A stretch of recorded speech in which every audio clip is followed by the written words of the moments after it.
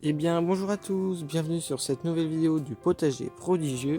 Aujourd'hui on se retrouve pour une nouvelle vidéo. Donc nous allons semer des radis, rempoter nos tomates, planter les bulbilles d'oignons et récolter la laitue à couper. Allez, c'est parti!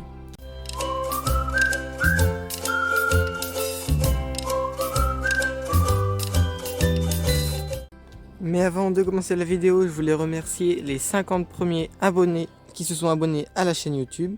On commence cette vidéo avec le rempotage de nos tomates, semées il y a environ 10 jours. Donc on peut voir qu'elles se sont bien développées avec les deux cotylédons, les premières feuilles qui commencent à apparaître. Donc elles ont un peu filé, mais c'est pas gênant puisque nous allons rempoter la tomate jusqu'au cotylédon. Donc toute la tige sera enfoncée dans la terre. Car si nous prenons l'exemple de la tomate, on peut voir à ce niveau-ci de la plante qu'il y a des petits poils qui en fait, le fait de le mettre dans la terre feront de nouvelles racines. Donc on est parti.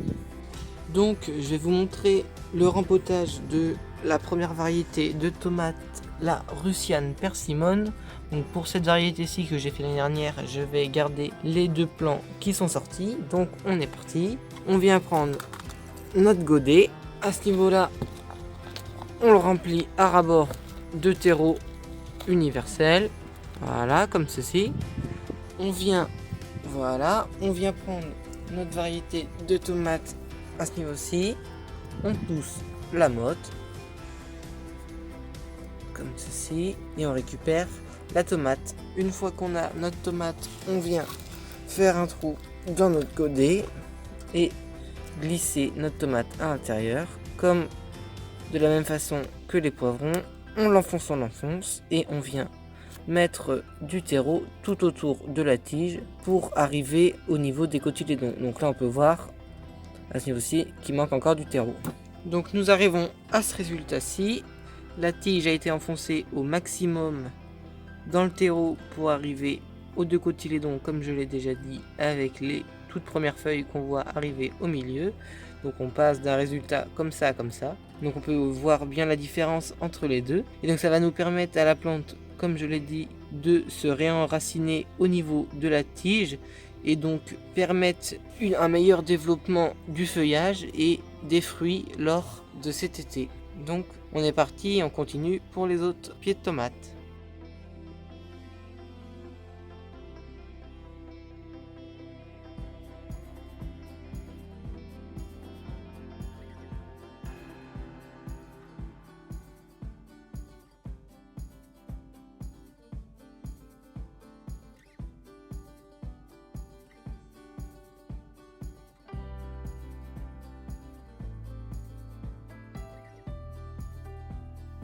Me voici quelques heures après le repiquage des tomates. Donc il y en a à peu près une bonne vingtaine. 13 partiront sous serre à la fin avril et le reste sera donné à mon entourage. Quelques heures ont passé depuis le rempotage et c'est normal si les feuilles sont assez abaissées. Donc dans ces cas-là, il faut bien arroser comme d'habitude après le semis et mettre ça dans un endroit ombragé pour pas que le soleil tape dessus directement. Et au bout de là, on est environ 3 heures après le rempotage, on peut voir que tout s'est bien remis. Donc c'est aussi un avantage de faire ça en motte puisque les racines ne sont jamais à nu. Donc comme j'ai pu le dire lors du rempotage, j'ai essayé au maximum d'enterrer la tige pour avoir le plus de racines possible lors du repiquage en pleine terre pour la saison.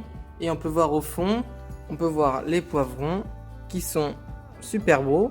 Donc le rempotage a été fait dans la dernière vidéo.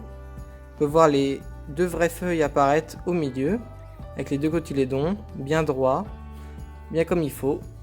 Donc pour les poivrons, il n'y a pas de problème. Tous les plants sont étiquetés pour savoir le nom des variétés. Me voici dans la serre pour un nouveau semis de radis.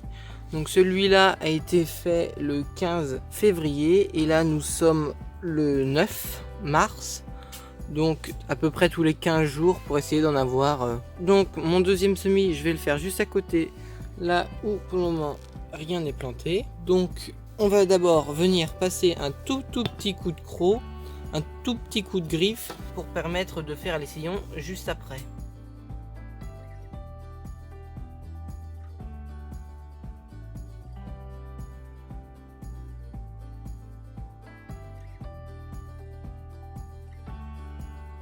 Et une fois que cela est fait, on peut passer au sillon. Donc pour les radis, étant donné que ce sont des tout petits légumes racines, on va venir en faire environ tous les 5-10 cm entre chaque rang. Et donc ici ce seront des radis de 18 jours. Et donc au bout d'un moment, quand vous verrez les deux cotylédons apparaître comme ceci, donc là au milieu c'est les vraies feuilles, mais quand les deux cotylédons seront apparus, vous viendrez démarrer les radis comme j'ai pu faire dans la dernière vidéo, en laissant un radis tous les 2-3 cm environ. Pour faire les sillons, si vous avez une terre assez légère, vous pouvez le faire à la main ou autrement vous usez un manche d'un outil. Donc je viens aplanir la terre pour avoir quelque chose d'assez homogène. Voilà. Et on vient faire nos sillons.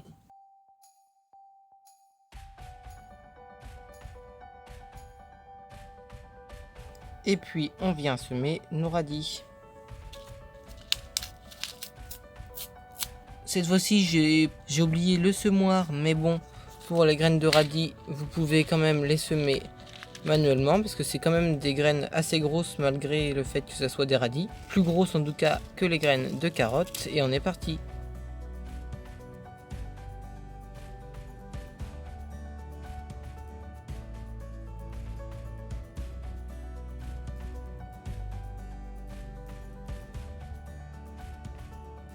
Et puis on vient recouvrir nos graines. Et une fois que ceci est fait, vous pouvez venir damer très légèrement avec un outil ou votre main pour permettre à l'arrosage que les graines restent en place. Petit aparté dans cette vidéo, je voulais vous parler de l'acquisition de ma nouvelle cuve de 700 litres pour le potager. Donc cette cuve de 700 litres est raccordée grâce à un récupérateur d'eau de pluie à la dalle, comme ceci, qui tombe directement dans la cuve. J'ai installé un robinet en plus de la vanne de base pour pouvoir remplir plus facilement les arrosoirs. Donc comme ça c'est bien pratique. 700 litres de plus sera beaucoup mieux que les petits bidons que j'avais précédemment, mais je vais quand même les garder puisque c'est toujours de l'eau en plus. Nous sommes presque mi-mai, on peut voir qu'aujourd'hui le soleil est au rendez-vous. Et il fait très chaud dans la serre. Pendant que j'y suis, je vous fais voir l'avancée des pommes de terre. Les tubercules des pommes de terre qui ont été plantés le 9 février. On peut voir qu'avec cette bonne chaleur au sein de la serre, le développement s'est super bien passé. De belles feuilles, pas brunies par le froid, donc c'est très bien. Car en plus elles n'ont pas été couvertes comme ceci. Donc la dernière fois ce côté-ci n'était pas sorti puisque les tubercules ont été plantés à 2-3 jours d'intervalle. Et donc on va passer à la récolte de la laitue à couper semée le 29 octobre 2021. Et donc voilà le résultat après avoir récolté les feuilles. Du côté du semis que nous avons fait ensemble dans la dernière vidéo, on peut voir que ça commence à sortir pour les laitues Côte Jaune d'Or et les betteraves au fond. Donc voici mon deuxième semis de radis. On peut voir que nos radis commencent à très bien se développer. Et donc on termine avec la plantation des bulbilles d'oignons. Donc c'est la première fois que je fais ça. On va venir passer un coup de croc dans cette terre qui n'a pas été ameublée depuis l'année dernière. Et donc on est parti pour planter les bulbilles d'oignons jaunes. Et derrière le paquet on peut voir les explications pour planter les bulbilles. Et donc nous pour l'oignon, donc on va les espacer de 20 cm et les enfoncer d'environ 3 cm sous terre. Allez, on est parti. Pour la plantation des bulbilles, donc on vient l'enfoncer, donc la petite pointe vers le haut et donc le restant des racines qu'on peut voir, donc un peu foncé vers le bas, voilà, comme ceci, et donc tous les 20 cm.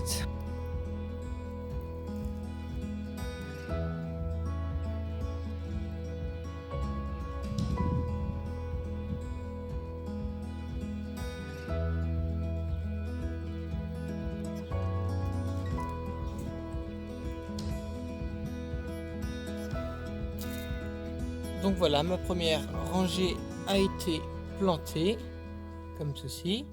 Et donc on va venir faire la même chose, et cette fois-ci en quinconce, pour gagner un maximum de place. Donc je vous reprends après cette plantation de bulbille. Donc étant donné qu'il a beaucoup plu ces derniers jours, je ne viens pas arroser puisque les bulbes risquent de pourrir s'il y a un excès d'humidité. Donc vous verrez le suivi ces prochaines semaines. Merci d'avoir regardé la vidéo jusqu'au bout. Si cela vous a plu, abonnez-vous, partagez la vidéo, mettez un pouce bleu et des commentaires. Et moi je vous dis à la semaine prochaine. Au revoir.